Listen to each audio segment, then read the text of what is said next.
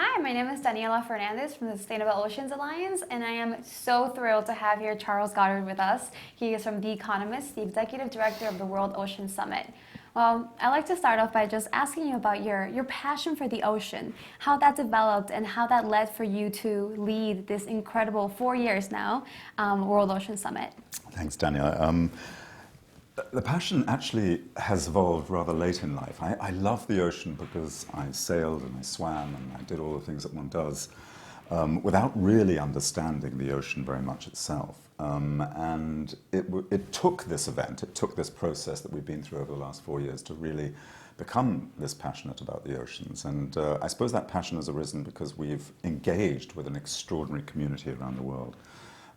People who understand the ocean, that have taught us and helped us learn about the issues in the ocean, that have made me think about the ocean in a very different way and think about what the ocean means to myself as well as to everybody else here. And I'm absolutely amazed myself at how we've also helped, I hope, help the passion for the ocean develop in the community that we've engaged as well. Part of that community was already passionate, but part of it didn't really understand and know the ocean.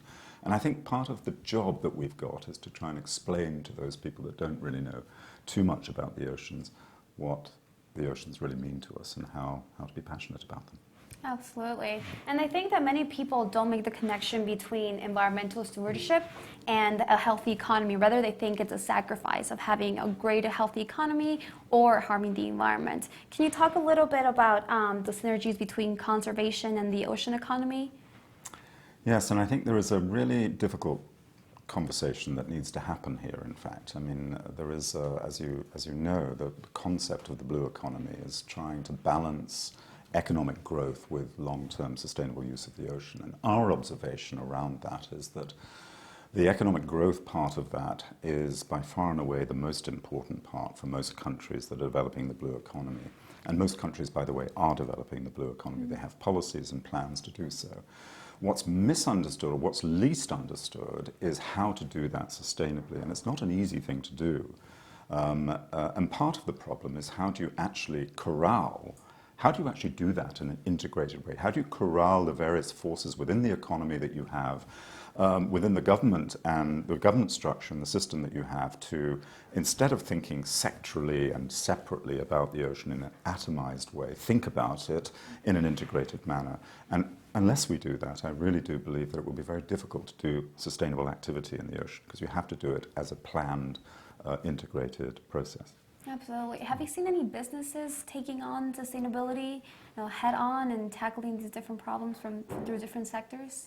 Yes, I think there are businesses that are beginning to look at this question of sustainability, and I think it only really works from a business point of view when there's a real self-interest in it, and when actually acting sustainably has some measurable impact on the bottom line for businesses.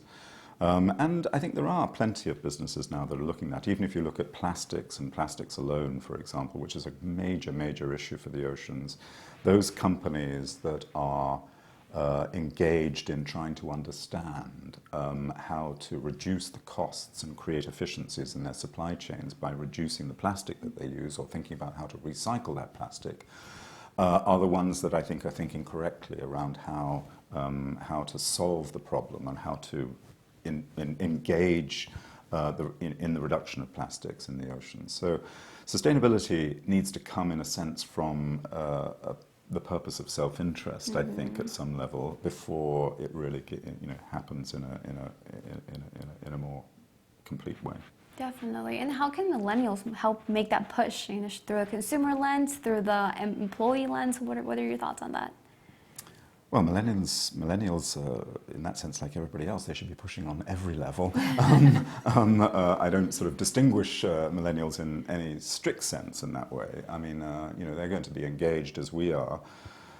They should, we have let our generation and the generation before us, I believe, have probably let millennials down in a huge way because much of the damage, some thoughtless and some thoughtful, well, not thoughtful, but thought through, to the oceans and to the environment has happened as a result of the activities that we've undertaken. And we have been poor stewards I think, of that process. And we owe it, I think, fundamentally owe it to the following generations, the ones that follow us, to actually begin to create better stewardship of the oceans, particularly in this case.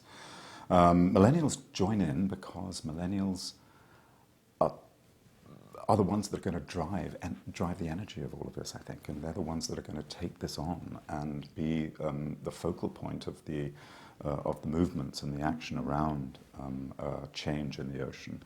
So I think the event that you're doing here at Georgetown University is just a starting point for so many different millennial engagements around the ocean, I hope. And I hope we can help. Oh yes, I hope we can bring you into the process too. That would be wonderful. And on that same train of thought, what are your predictions what will be the next the greatest economic or environmental challenge that we will have to face in the next few years? Well, I come back to two in the ocean that I think are really important. Three, obviously, overfishing, which is an intractable, complex problem, but not one that can't be resolved. We know what the solutions are, but but they're very politically difficult. Plastics, which I believe is a problem we can resolve, and then I think the problem that perhaps is least understood and least talked about, ocean acidification and warming. Which, in my own view, is something that really now needs to be put front and foremost in the agenda on the ocean environment issues. If we don't tackle that, and indeed, of course, that problem is linked to climate change more broadly, and that is being tackled, but perhaps not quickly enough. If we don't tackle that, we're going to have a very serious set of consequences in the ocean, which will feed into our lives as much as deteriorating the environment of the ocean. Yeah, protecting for generations to come. Exactly, and we need to tackle it quickly. It's with some urgency. It's not a problem that we can leave any longer.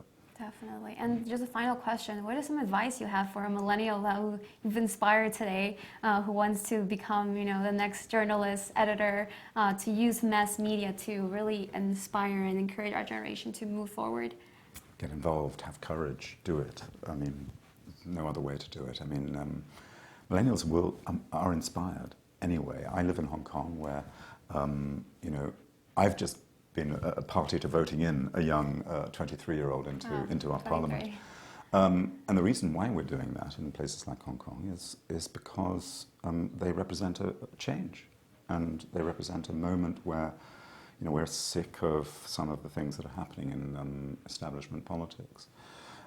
I think millennials represent that change to me. They represent the hope that we need to have around oceans and around the environment, and around a whole set of other issues that we have to tackle globally. So whatever we can do to help and encourage that, we will do. And I would just say to millennials, just get involved and do it, and have the courage to do it. Well, you heard Charles. Let's get involved and let's protect our ocean. Thank you so much for being here today. Thank you.